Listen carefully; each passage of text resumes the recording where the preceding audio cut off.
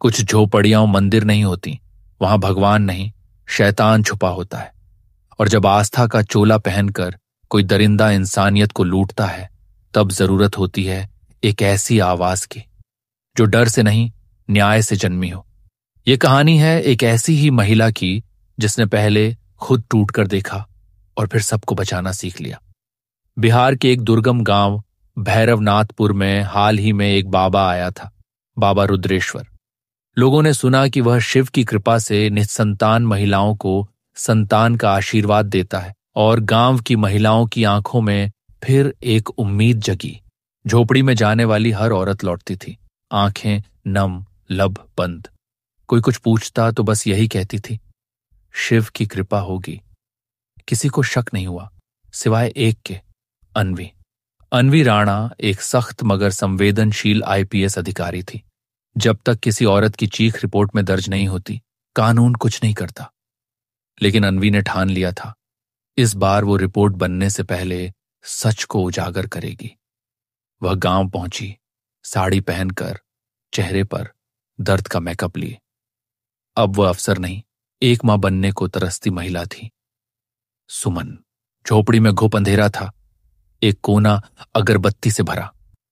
बाबा ने उसकी आंखों में झांका और कहा, तेरा दुख तुझसे टपक रहा है, शिव से कहो तेरी झोली भर देंगे। उसने एक कटोरी में भस्म दी, माथे पर लगाओ और आंखें बंद करो। सुमन ने जैसे ही भस्म लगाई, उसकी दुनिया धुंध में बदल गई। कमरे में शांति थी मगर आत्मा में तूफान। जब आंख खुली तो कपड़े नहीं थे, शरीर ठंडा था और बाबा कोने में मंत्र पढ़ रहा था, बिल्कुल निर्विकार, जैसे कुछ हुआ ही ना हो।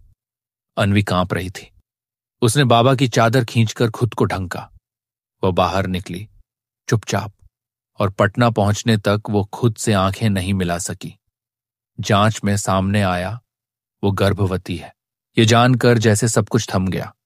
लेकिन यह गर्भ अब उसका कमजोरी नहीं, सबसे बड़ा हथियार बन चुका था। अन्वी ने गांव की अन्य महिलाओं से संपर्क किया। पहले चुप्पी, फिर कंपकंपाती आवाजें और अंत में चीखें। उसने मुझे भी भस्म दी थी, मैं चीखना चाहती थी पर गूंगी हो गई थी। 6 महिलाएं सामने आईं। सबूतों में नशीले केमिकल, छुपे हुए कैमरे और इस्तेमाल की गई दवाएं मिली। कोर्ट में बाबा ने खुद को शिव का सेवक बताया। बोला, मुझ पर साजिश हो रही है। लेकिन जब अन्वी कोर्ट के स्टैंड पर खड़ी हुई और पेट पर हाथ रखकर बोली, मेरे भीतर पल रहा बच्चा मेरे अपराधी का है, लेकिन मैं इसे मार तो नहीं सकती क्योंकि यही इस केस का सबसे बड़ा सबूत है। पूरा कोर्ट सन्न था। बाबा को उम्र कैद की सजा हुई। सरकार ने सभी पीड़िताओं को पुनर्वास और सुरक्षा दी। अन्वी ने बच्चे को जन्म दिया। उसका नाम रखा आरव, जिसका अर्थ होता है शांत आवाज, जो अब कभी खामोश नहीं होगी। वो झोपड़ी अब एक नारी पुनर्निर्माण केंद्र बन गई है, जहां पीड़ित महिलाएं अब बाकी महिलाओं को सुरक्षा, कानूनी जानकारी और सबसे जरूरी अपने हक की आवाज उठाना सिखाती हैं। अन्वी वहां कभी कभी जाती है, अपनी गोद में आरव को लिए। वह जानती है कि यह बच्चा एक हादसे से पैदा हुआ था, लेकिन उसकी मां एक मिसाल बन चुकी थी।